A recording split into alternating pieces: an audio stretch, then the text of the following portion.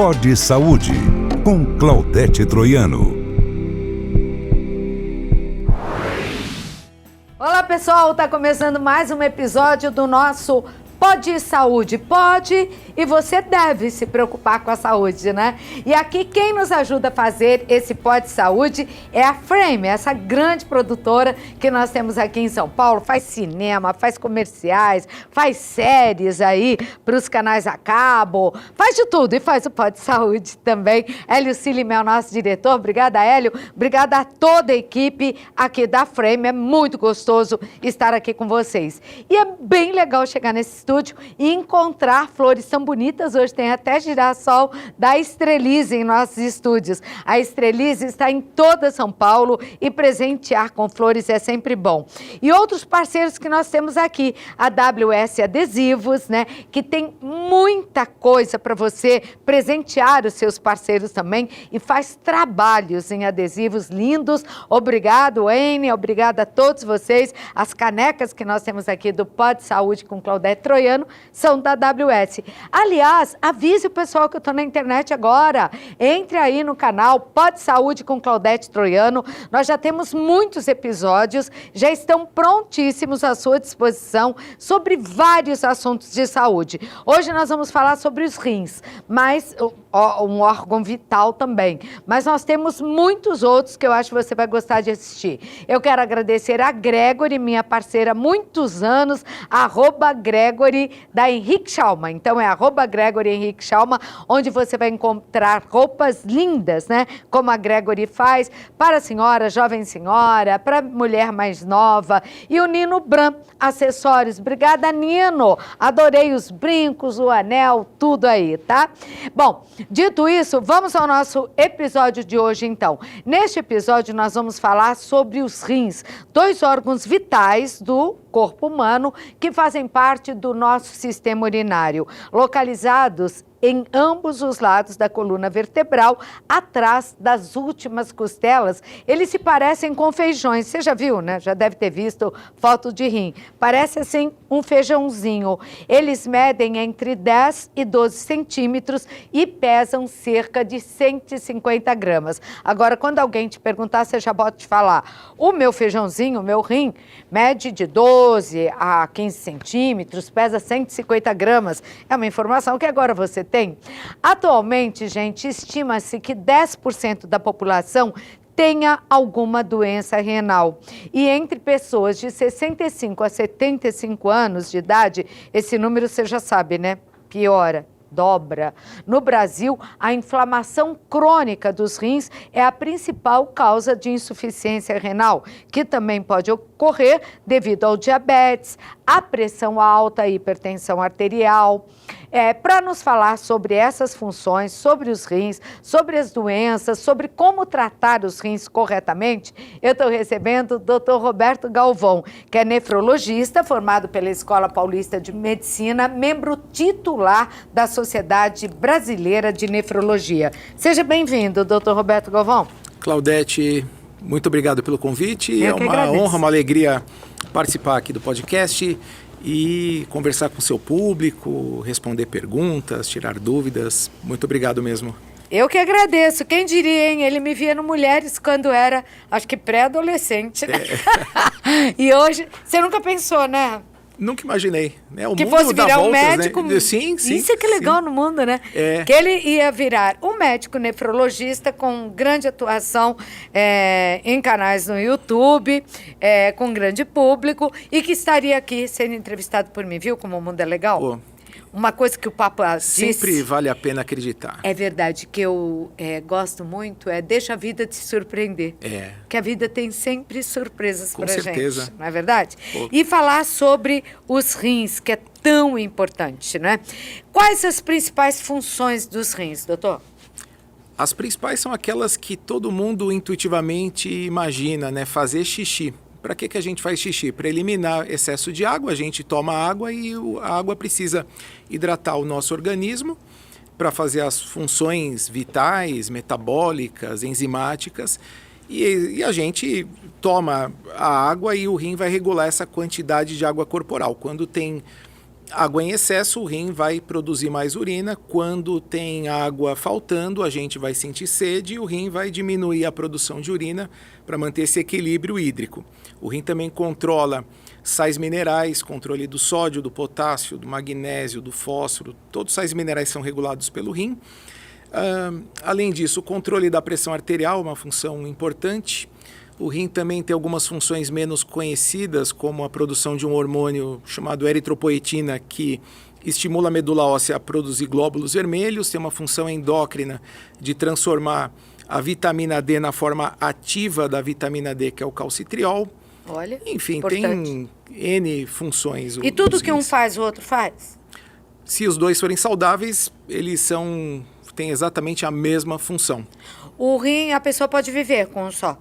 Dá para viver com um só. Tem pessoas que nascem com um rim, tem pessoas que doam um rim num transplante, tem pessoas que às vezes desenvolveram até doenças graves num dos rins, como um câncer, e é uma doença, é um tipo de câncer, aliás, que tem cura, né? Você faz a nefrectomia quando detectado a tempo, tira aquele rim, claro que é sempre uma perda, mas você consegue... Mas dá para tirar parte do rim? Dependendo da localização do tumor, do grau de invasão, né? Comprometimento de artéria, de veia, se ele não tiver comprometendo estruturas mais vitais ali do próprio rim, sim, você pode tirar às vezes só a parte de cima ou só a parte de baixo numa cirurgia.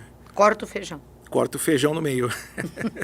Mas dá para viver, e não é porque a pessoa teve câncer num rim que vai ter no outro? Não necessariamente. Não, é uma situação muito rara. Já atendi 2 pacientes em quase 30 anos de carreira que tiveram nos dois, por razões diferentes. Mas pode acontecer, mas é uma situação extremamente rara. Uhum. Nós estamos falando então já entramos para algumas doenças, vamos lá, porque 850 milhões de pessoas no mundo têm algum tipo de doença renal. Os rins são frágeis? Sim, são órgãos muito sensíveis a diversos tipos de doenças sistêmicas, as mais conhecidas. As principais, se a gente conseguisse resolver o problema da hipertensão e do diabetes, a gente conseguiria resolver praticamente 2/3 dos problemas renais no mundo, porque são doenças de alta prevalência, ironicamente doenças muito conhecidas, que têm tratamentos amplos e disponíveis hoje em dia, mas só para você ter uma ideia de cada hipertenso que existe no mundo, só metade sabe que é hipertenso. Dos que sabem, só metade se tratam e da metade que se trata, apenas metade consegue realmente controlar adequadamente a doença. Trata direito. E olha que os remédios mudaram muito, né, para pressão alta. Agora, qual é a função do rim em relação à pressão que você falou? Ele ajuda a controlar a pressão arterial, né, porque à medida que ele elimina sódio, ele elimina água. E ele também, quando a pressão está baixa, quando você tem uma tendência a uma queda de pressão, ele vai produzir um hormônio chamado renina, ele regula. Quer dizer, ele ajuda a tratar ainda ali, a controlar. Sim, o papel dele é esse. Só que quando você judia dele, você maltrata o rim, ele vai perdendo a capacidade filtrativa e isso vai descompensar. Aliás, a hipertensão é a principal causa de doença renal crônica e a doença renal crônica é uma das causas de hipertensão. Existe uma retroalimentação de uma doença com a outra. Bom, pelo que você falou, o rim não gosta de sal, então. Não é um alimento muito amigável. Mas exagero no sal. Exatamente. E o brasileiro gosta de sal. É um dos países que mais consome sal. Mais consome sal. Eu me lembro quando o sal foi proibido de ser colocado na mesa dos restaurantes, que alguns restaurantes fizeram varal. Não pode estar na mesa. Aí eles faziam um varalzinho assim de mesa a mesa e penduravam os sachês de sal.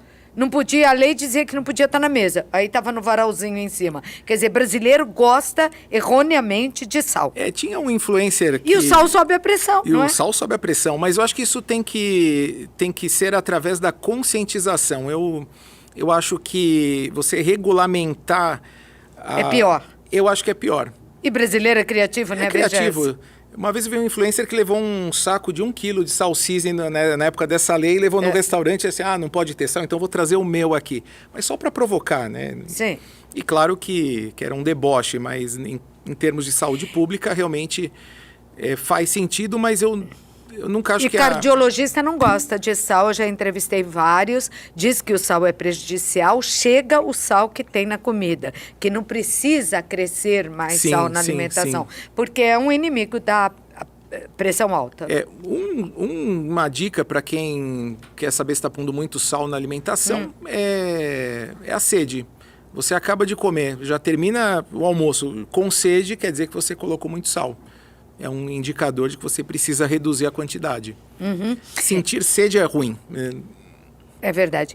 Aqui no Brasil, ainda segundo estimativas também, eu falei dos 850 milhões de pessoas no mundo, aqui 10 milhões de pessoas têm a doença renal crônica. Que doença é essa? Então, doença renal crônica, isso precisa ficar bem claro, Tá. é a principal doença renal. Tudo que você possa hoje imaginar em termos de saúde renal vai convergir para um mesmo resultado final chamado doença renal crônica. Tem duas definições. Tá. Uma delas é a perda de capacidade filtrativa dos rins, que antigamente chamavam de insuficiência renal crônica. Esse termo mudou. Porque hoje em dia a gente sabe que a insuficiência, na verdade, é um termo mais apropriado para falência renal, o paciente que vai para a máquina da hemodiálise.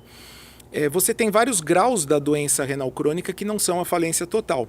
Então, hoje, além de se definir como a perda da função renal abaixo de 60%, 60 ml por minuto é um número que a gente usa, por um período igual ou superior a 3 meses, você também tem um outro critério que é a presença de algum tipo de alteração renal também durante 3 meses ou mais. Vou dar aqui um exemplo. Aquele paciente que é diabético e perde proteína na urina. Essa proteína urinária é um marcador de lesão renal. É um indicador que está falando assim, seu rim está com problema, seu rim está com Porque problema. está perdendo a proteína. Porque está perdendo essa proteína, que vai causar... E o diabetes faz isso? Diabetes faz muito isso. É o principal marcador do diabético. Mas como que a pessoa sabe que está perdendo proteína? Tem algumas formas de perceber. Você vai desconfiar se estiver urinando muita espuma, né? Eu não gosto de fazer muito esse alarde da espuma, porque tem urinas que espumam que não são por causa de proteína urinária, são outros fatores. Mas é bom, doutor, porque se está espumando, vai lá ver se a espuma é normal, se não é. E aí você faz o exame de urina. Então. Não tem... É um exame simples, barato, acessível. Mas pode estar espumando porque a pessoa é diabética e talvez não saiba. E talvez não saiba. Pode indicar o diabetes. Ou pode indicar uma glomerulonefrite, uma outra doença autoimune, um lúpus, qualquer doença. É bom investigar. Que indica essa perda de proteína. E qual os outros que você ia me falar? Do que? De sinais. De que ela da tá... perda da proteína, da perda da assim, proteína. em termos de sintoma, esse é um. Tá. Você pode ter uma retenção de líquidos, porque aí você tem a proteinúria, que é essa perda de proteína. Você vai ter uma albumina no sangue mais baixa. O nosso sangue tem essa albumina que vai ser perdida na urina, que é a tal proteína. O sangue vai perder um pouco a viscosidade e a capacidade de reter a água dentro do vaso sanguíneo. E essa água vai se extravasando para as partes moles, inchaço nas pernas, edema na face, ascite, que é líquido na barriga. Então, o acúmulo de líquidos em partes do corpo onde não deve acumular água, isso é um indicativo também de proteinúria. Quem você acha que deveria fazer um exame para saber se é diabético ou não? Olha, eu acho que todas as pessoas que têm algum fator de risco, familiares diabéticos, pessoas hipertensas, existe uma prevalência maior de diabetes entre os hipertensos, pessoas que estão muito acima do peso, que têm uma alimentação desregrada, pessoas que já passaram dos 40 anos de idade, que ainda não fizeram nenhum check-up. Então é muito importante, assim, sendo uma doença de alta prevalência na população, praticamente quase todo mundo deveria fazer um E que a gente diz, teste. né? Diabetes, melhor não ter. Nós temos um episódio sobre diabetes. Vá buscar, venha buscar aqui no nosso canal, Pode Saúde, que fala tudo sobre diabetes. É legal assistir também, né? Para saber. A nefrite, o que é? A nefrite tem...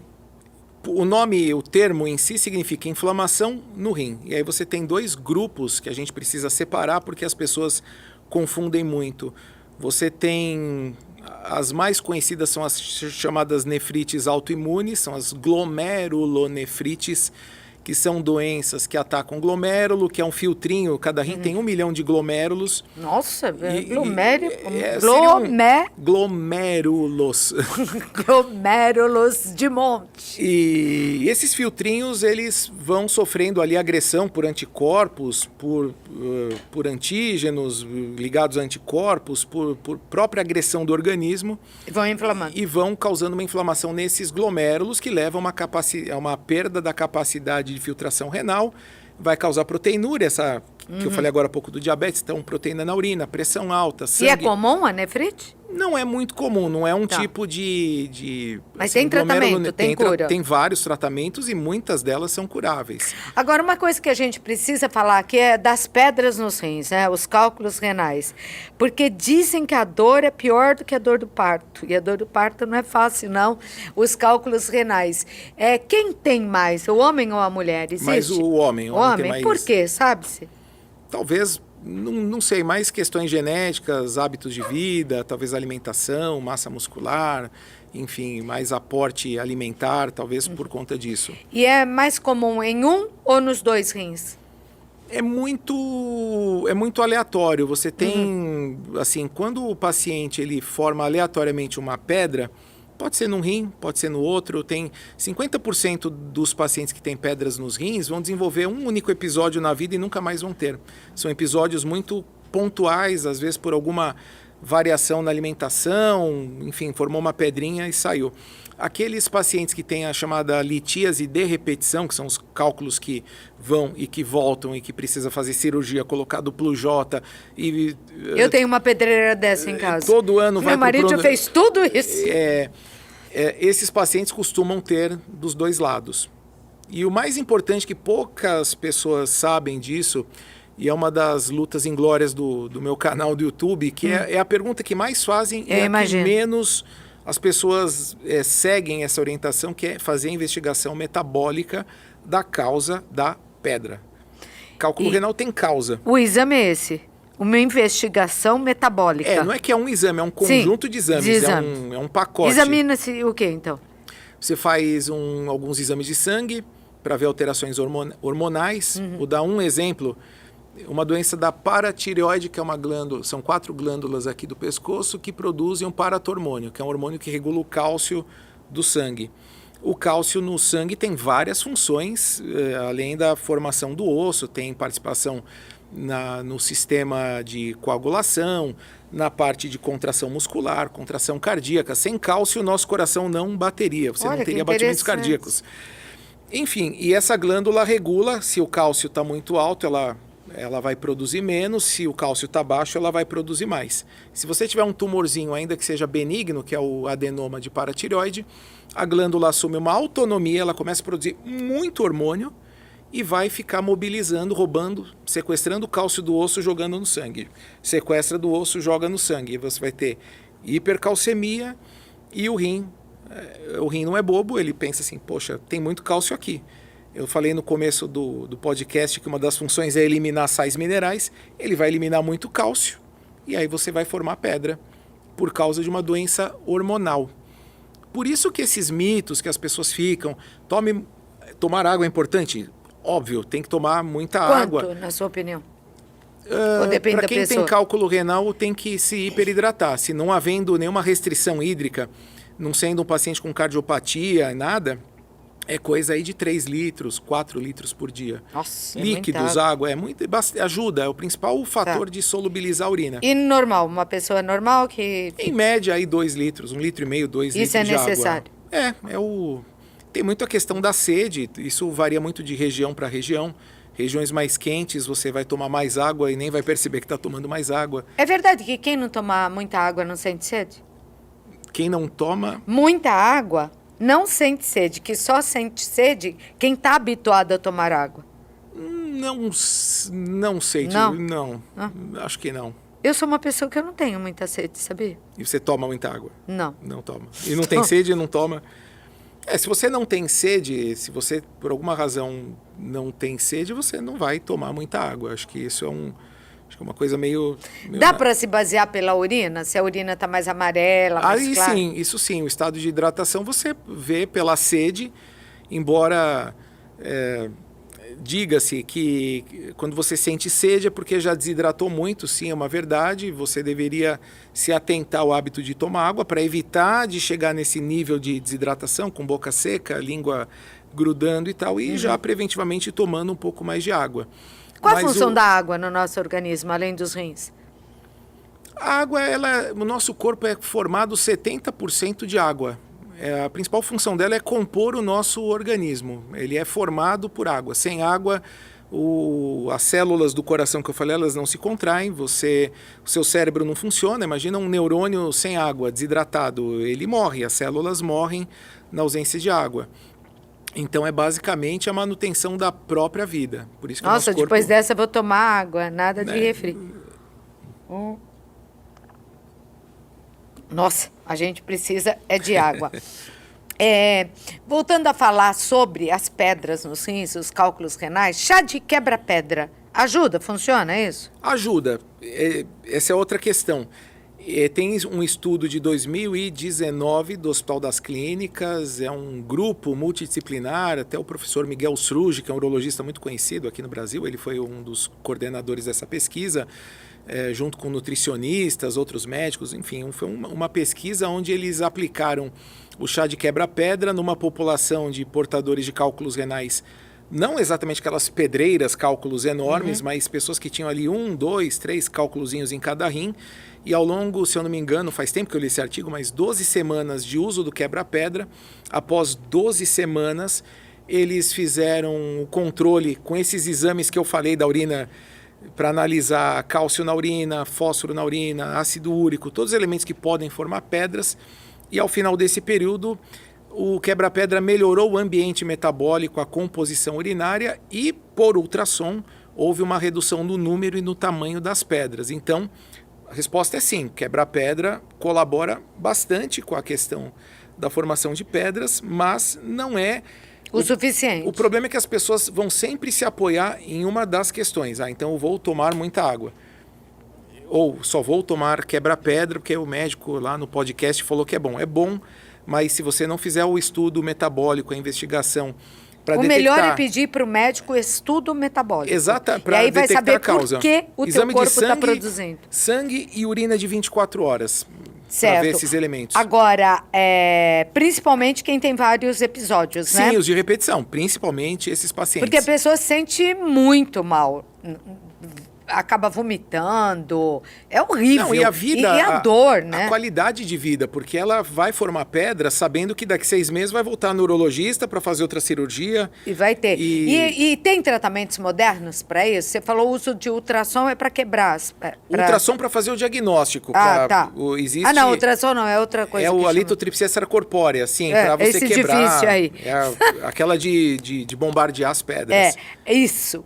É para bombardear as pedras, para elas ficarem menores e a pessoa conseguir expelir, sim. É isso, né? E tem o duplo J, que é uma cirurgia. O duplo J é uma prótese que tem um formato de 2 Js, um para cima e um para baixo, que a pontinha se enrola como se fosse uma letra J.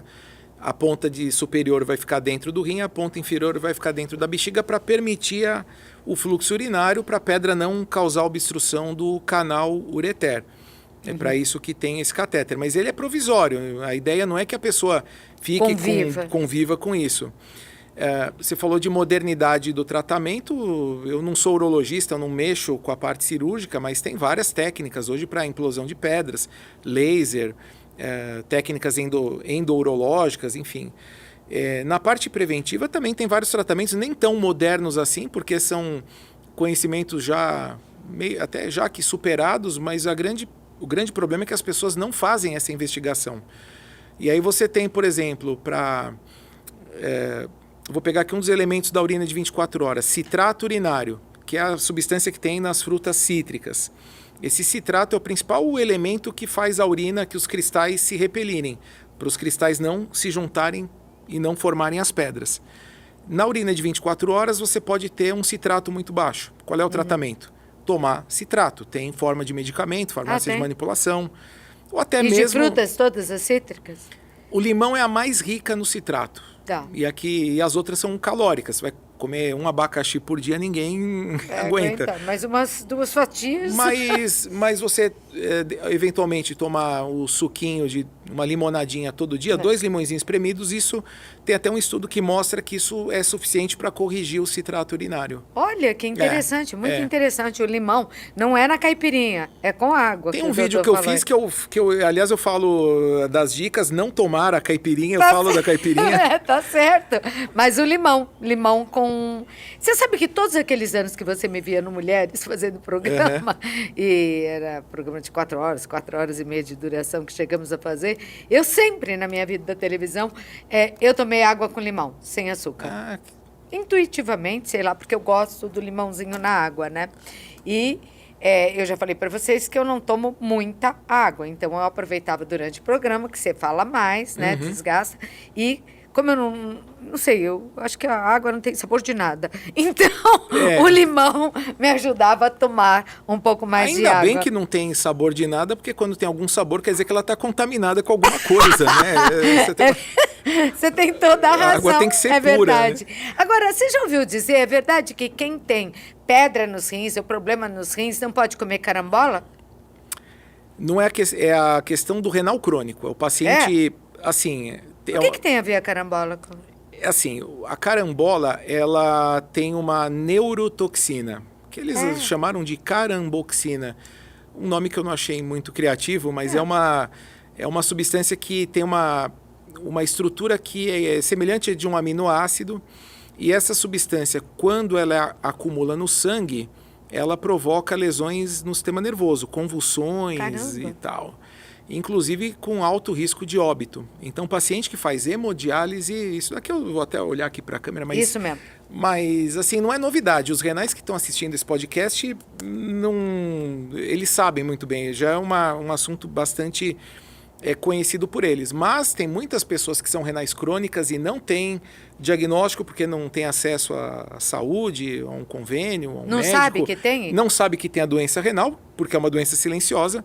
E, eventualmente, você está aí comendo carambola sem saber que tem um problema renal. E isso pode causar uma intoxicação, até mesmo naqueles pacientes que não fazem hemodiálise. Eu vi alguns artigos há uns anos atrás, até de pessoas que não tinham problemas renais e fizeram um quadro agudo de perda da função renal, porque a carambola também tem muito oxalato. E aí tem alguns relatos de pessoas que comeram 15 carambolas, 20 carambolas. Carambola é muita. O cara tem um pé em casa, sei lá, começa... Ou, de repente, bateu tudo no liquidificador, fez um suco e se empolgou e foi tomando. Existe muito oxalato e esse oxalato pode cristalizar no rim e perder rapidamente a função. Então, assim, eu pessoalmente eu não como carambola porque eu não gosto e porque eu acho que se faz mal para paciente renal, mesmo que a substância seja filtrada, é uma coisa minha, eu não... É bom a gente falar aqui, para quê? Né? Dá para viver sem a carambola, já que no país nem todo mundo faz exames e pode ter muita gente com doença renal crônica sem saber que tem. E tem frutas muito melhores, né? Eu também acho, mais gostosas, né? Então, é possível ter a doença renal crônica e não saber. Né? E chegar à insuficiência renal. Quando a pessoa chega à insuficiência renal, quais as saídas? Quando chega na falência total dos rins... A pessoa morre? Se a pessoa morre... Se ela realmente tiver com uma falência grave, com descompensações orgânicas muito altas, por exemplo, um nível de potássio muito alto. O potássio é um sal mineral muito saudável, por sinal, que todos deveriam se alimentar com comida rica em potássio. O que, por exemplo? Água de coco, frutas, verduras, enfim. O potássio ele é benéfico e amigável para a função renal. Só que os rins, quando não filtram o potássio e ele sobe, ele causa arritmia cardíaca. E aí você pode ter uma parada cardíaca por potássio alto. Porque eu já ouvi várias vezes em hospitais falando, nossa, se os rins falirem, a pessoa... Se não dialisar a pessoa que está em urgência dialítica, a pessoa vai a óbito, infelizmente. Vai, se não fizer nada. Disso. E quando chega para você um paciente que já fez de tudo e está com insuficiência renal, a saída é a diálise? A saída é a hemodiálise ou a diálise peritoneal e posteriormente, porque nunca o transplante é feito Em caráter de urgência, não dá para se fazer um transplante renal. O fígado até tem por causa da hepatite fulminante, é uma outra situação. Mas o transplante renal é sempre um procedimento eletivo. Mas o paciente vai levar um tempo até conseguir. Mas para salvar a vida ali na hora é a hemodiálise. Qual é a diferença que uns falam diálise e outros falam hemodiálise? O que é correto? Nós temos hemodiálise, que é diálise do sangue. E temos a diálise peritoneal, que é a diálise através da infusão de um líquido, de uma solução de diálise, que é infundida no abdômen, através de um catéter que nós chamávamos de TENCOF, é um catéter de diálise peritoneal. E aí tem uma maquininha que a pessoa vai ter em casa, que é fornecido, que vai fazer as trocas desses líquidos durante a madrugada. A pessoa, enquanto dorme, toda a madrugada. Todos os dias. Fica ligada à máquina? Fica ligada à máquina, infundindo e drenando o líquido. Esse líquido... A pessoa consegue dormir? Consegue. É silencioso, a troca ela é lenta, não é um... E a hemodiálise é feita no hospital? Hemodiálise é feita em clínicas de hemodiálise, essas de manutenção. Então, o indivíduo que perdeu totalmente a função renal vai entrar num programa de tratamento crônico de manutenção. Ele vai para uma clínica, muitas vezes parecida até com o ambiente aqui desse estúdio. Aqui é uma sala de uns 25 por 30 metros, com vários equipamentos, tem um posto de enfermagem, um médico, plantonista. E também no hospital, porque a emergência também não dá para a pessoa, estou em urgência, eu vou lá numa clínica de hemodiálise. Ela tem que ir para o hospital, fazer exames e ser atendida na urgência para iniciar o tratamento.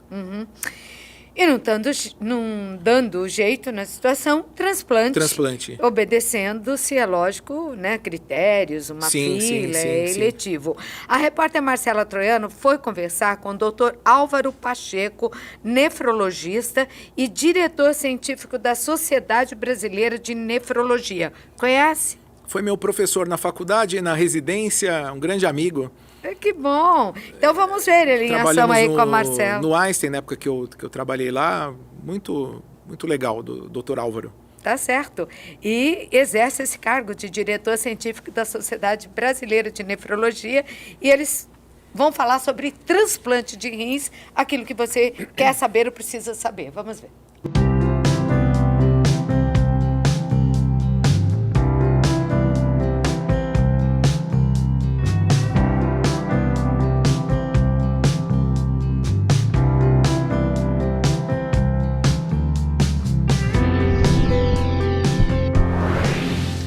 Olá, pessoal! Eu estou aqui com o nefrologista e diretor científico da Sociedade Brasileira de Nefrologia, Álvaro Pacheco. Tudo bem?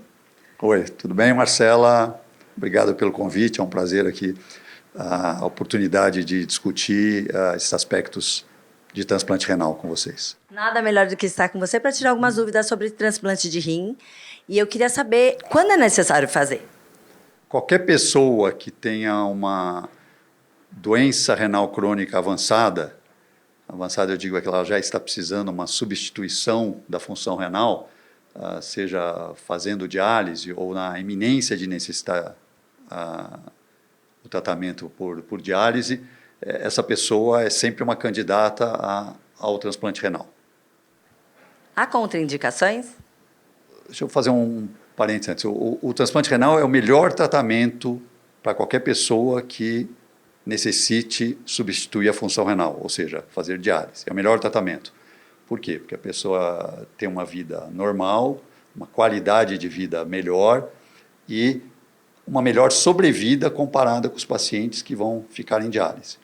Então, são muito raras contraindicações. E as contraindicações principais são quando o paciente apresenta o que nós chamamos comorbidade, ou seja, alguma doença, alguma complicação clínica que torne o transplante de maior risco. Por exemplo, quem tem um tumor que não é considerado curado, o transplante que implica no uso de medicações imunossupressoras para evitar a rejeição, ele pode fazer com que esse tumor, por exemplo, se torne mais agressivo.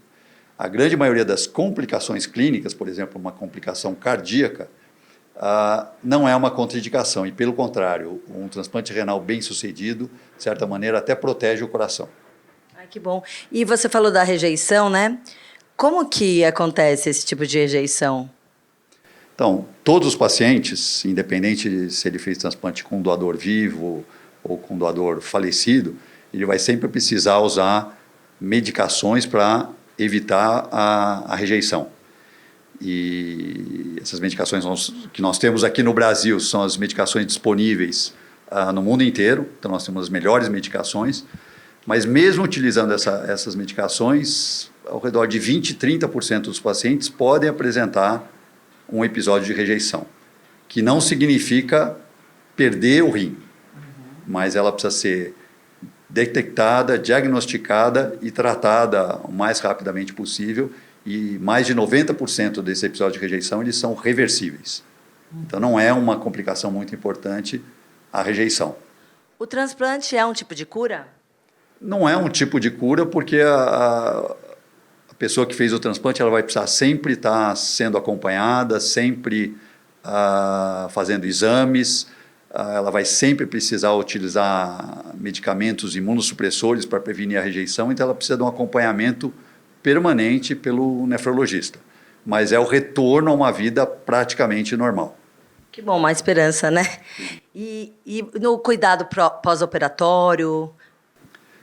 Bom, tipicamente um paciente fica internado entre uma semana e 10 dias após o transplante e lentamente ele vai retornando à vida normal. No transplante, essa medicação para rejeição, inicialmente a gente dá uma carga maior, porque é o início do transplante, e ao longo do tempo isso vai sendo diminuído.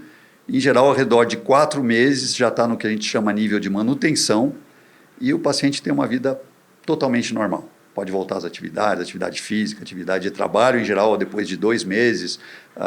Se ele faz atividade física, academia também, depois de 2 meses. Mas uma atividade totalmente normal, em geral, ao redor de 4 meses, porque é o período que a gente sai dessa medicação na fase inicial para a medicação na fase de manutenção. E sempre existe um risco de rejeição ou de alguma complicação nesse período inicial. Para quem tem casa e quer fazer esse tipo de transplante, existe uma fila? Onde se procura? Então, o Brasil, todos nós temos muito orgulho, o Brasil tem o maior programa público de transplantes. Dependendo de onde a pessoa mora, no Brasil inteiro, em todas as regiões, o transplante é disponível, então a pessoa precisa procurar ou ser encaminhada para algum centro de transplante, onde ele vai ser avaliado, conversado, e vai se avaliar as 2 possibilidades de transplantes que existem. Transplante com doador vivo, quase sempre um parente, né? Então o típico doador é um irmão ou os pais que doam para os filhos, ou se ele não tem nenhum doador disponível, ou se o doador disponível tem alguma incompatibilidade sanguínea, por exemplo, ou não tem uma condição de doar, então o que é oferecido para ele é o transplante com doador falecido. O transplante com doador falecido, a gente não fala em fila, a gente fala em lista, porque o rim, ele é alocado, ou seja, ele é dirigido para quem está aguardando pela compatibilidade. Então, quem entrou na fila há 1 mês pode ter uma sorte muito grande de surgir um doador que ele seja uma das pessoas mais compatíveis, então o rim pode ser alocado ou pode ser oferecido para ele. Isso acontece sempre via o centro de transplante onde ele está inscrito. Na sociedade, vocês têm algum site, alguma coisa que as pessoas podem tirar mais dúvidas? Tem. A sociedade tem várias informações e lá tem várias informações sobre o transplante renal, mas isso vai dependendo de onde a pessoa estiver, ela tem que procurar um centro, quase sempre nas grandes cidades o transplante é disponível, ou eventualmente a curta distância, no Brasil inteiro nós temos excelentes centros de transplante. Que bom, muito obrigada pelas informações, adorei sua participação e vocês continuem acompanhando. Até a próxima. Até, muito obrigado, sempre à disposição para esclarecer sobre esse tema importante. Gostei do seu antigo professor, né? Colega de trabalho depois no Hospital Albert Einstein, o doutor Álvaro Pacheco. Muito obrigada, doutor Álvaro. Obrigada, Marcela. E vamos continuar aqui. E esse programa é nacional. Sim. Essa lista é nacional. Sim, sim. Agora, normalmente o parente doa? Você sabe? Quando há possibilidade, sim. As Porque a pessoas gente são vive muito bem com o rim, você falou, né? solidárias, sim, É. sim. Especialmente pai para filho. Acho que é a Sim. situação mais comum, às vezes, entre irmãos.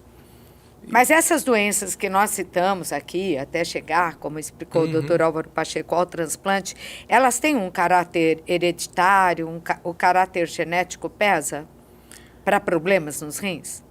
Assim, as doenças que levam à falência renal são aquelas que a gente falou no começo, Sim. diabetes e hipertensão. Existe um caráter, uma tendência familiar dessas doenças serem mais prevalentes. Até por conta disso, vamos supor, um irmão que vai doar para o outro, ele tem que ser extremamente rastreado quanto à pressão, diabetes, função renal, avaliação cardíaca.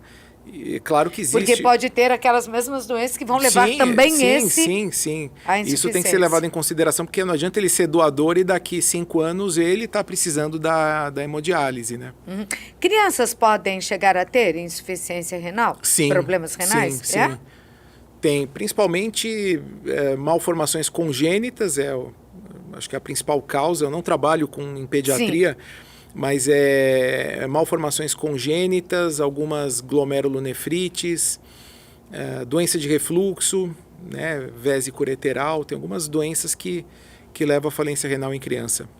Que triste, né? Também. Criança eu sempre... Você já falou que tem uma prevalência maior em homens, né?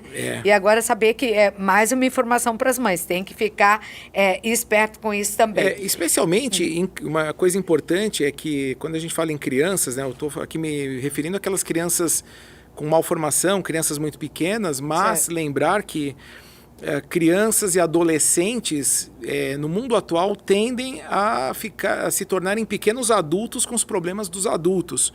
Obesidade, síndrome que já metabólica. É uma pandemia, né? Hipertensão. Hoje em dia você tem muita criança hipertensa e isso vai precocemente. Eu não digo que ele vai para diálise com 12 anos de idade, mas muitas vezes com 20, 25 anos já está começando a desenvolver problema renal. Nossa, por conta disso. Por conta desses maus hábitos, né, de alimentos industrializados. Porque uma coisa leva a outra, né, doutor? Se a pessoa está obesa, outros problemas vão aparecer. Vai mexer com o corpo todo. Problema articular, problema comportamental, depressão. Já não se movimenta tanto como antes. E as pessoas estão mais isoladas a partir da internet, não é? E cada um no seu canto, né? deitado ou sentado. E sem falar com o pescoço, hein? Porque esse pescoço vai dar problema no futuro, né? Porque é todo mundo assim, celular. Então as pessoas já não têm tantas atividades, né? No tempo livre. Antigamente você andava, ia ver um amigo, saía, ia jogar uma bola, fazia alguma coisa. Hoje em dia você faz o quê? Pega o celular e fica parado. Eu recomendo que todo mundo faça academia. Pelo menos, né? Sim. Já que não dá para fazer o que se fazia antes. Quem puder fazer é um santo remédio. Eu mesmo faço, recomendo. Quem acompanha meu canal...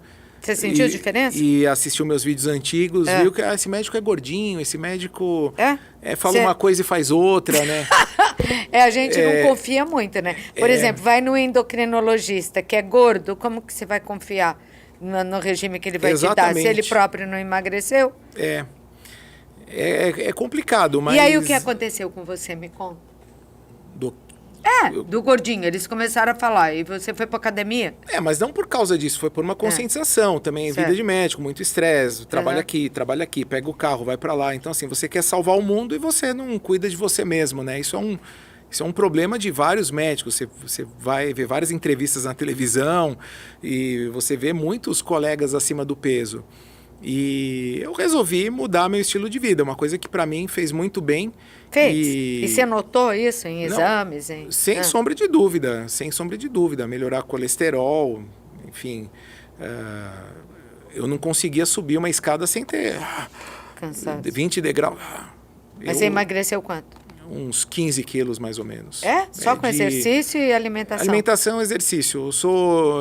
Eu acho que não adianta você medicalizar tudo. É até uma injustiça que cometem, às vezes, os haters no canal. O médico defende a indústria farmacêutica, médico só quer passar remédio. Não, emagreci 15 quilos sem tomar Ozempic, sem tomar sem remédio nenhum. Nada, né?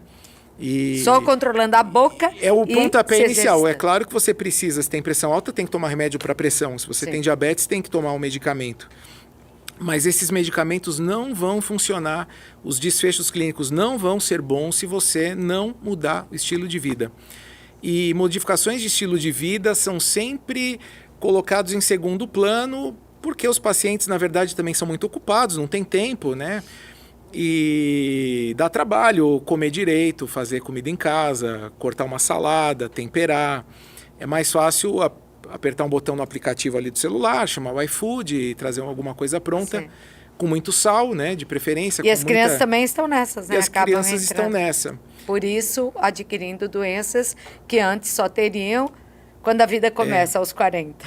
Mas Depois dos 40. Mas se eu puder, acho que a mensagem principal, que é de cuidar dos rins, antes de tudo, ter um estilo de vida saudável. Não dá Tá. para falar disso. Então me diga o que é pior para os rins. Sal, açúcar, em excesso que eu estou falando. Fumo ou obesidade? Todos.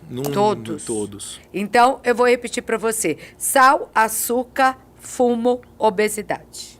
Todos. Todos. O fumo, né? Pouca gente... O fumo eu gosto sempre de falar porque quando você fala em cigarro é infarto, enfisema, DPOC, né? Bronquite, Daí por diante. câncer de pulmão. E pouco se comenta que o cigarro ele piora a doença renal crônica, porque ele causa aterosclerose nas artérias dos rins. Os rins têm artérias igual o coração tem, afeta a circulação do rim. O rim fica mal oxigenado, mal perfundido pelo sangue. A microcirculação é afetada, isso colabora para a perda da função renal, para o aumento do exame de creatinina. Aliás, é importante sempre falar esse exame de creatinina aqui, que é o principal exame de função renal que a gente pede para qualquer paciente. O que é a creatinina?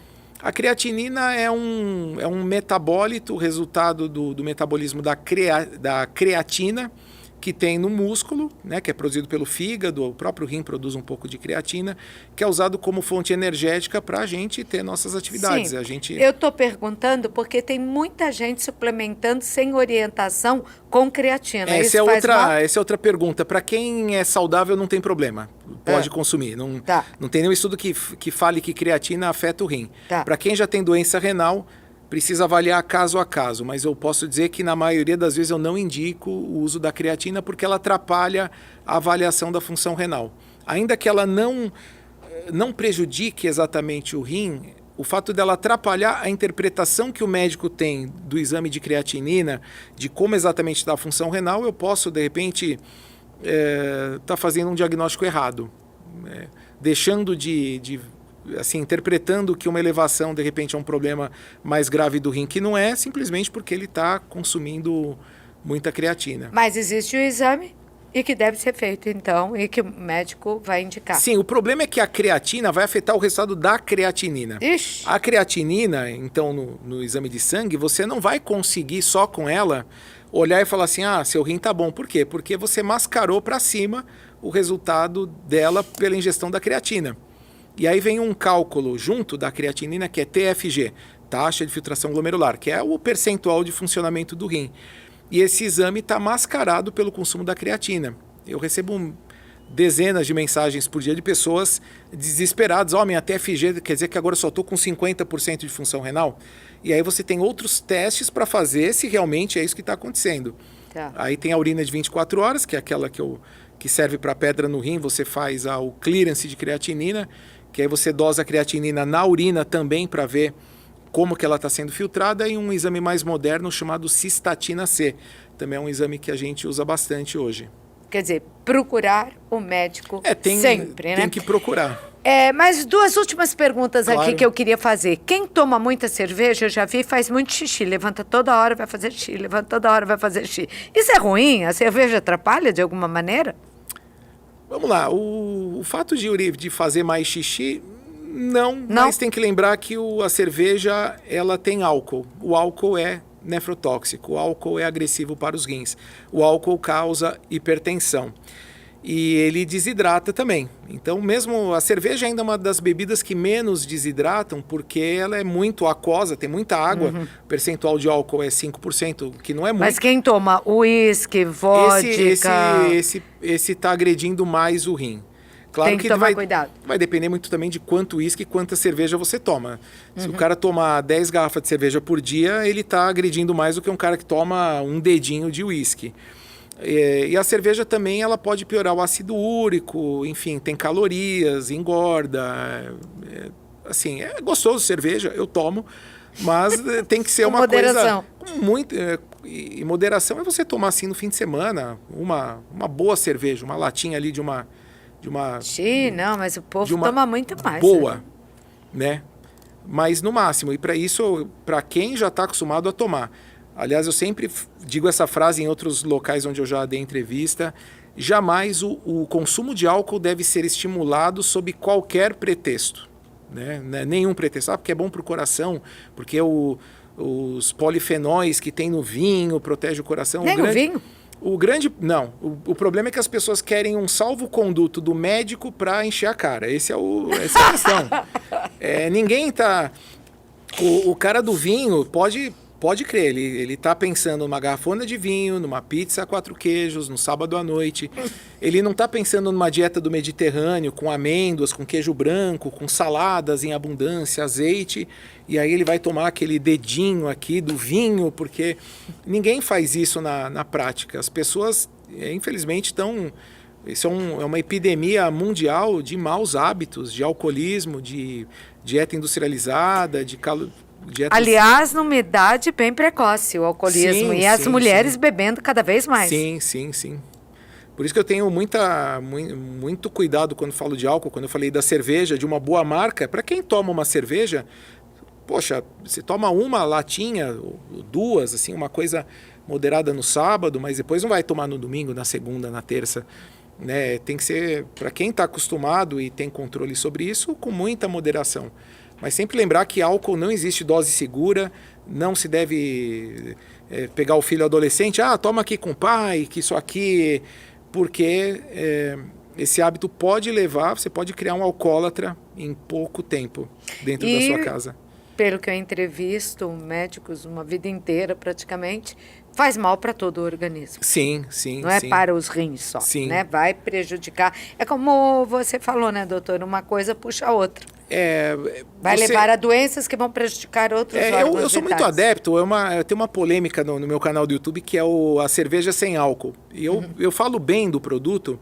De novo, não é para incentivar quem não toma cerveja e não gosta de cerveja a tomar, mas tem vários relatos de seguidores que falam assim, depois que eu comecei a substituir a alcoólica pela sem álcool, isso psicologicamente eu tirei o álcool, eu continuo tomando um pouquinho de cerveja, já a quantidade é menor, porque a cerveja sem álcool não é tão saborosa quanto a alcoólica, e graças a isso eu estou aos poucos abandonando o etilismo. Então qualquer produto que tenha uma proposta de diminuir o consumo do álcool, eu acho que tem um valor, sim.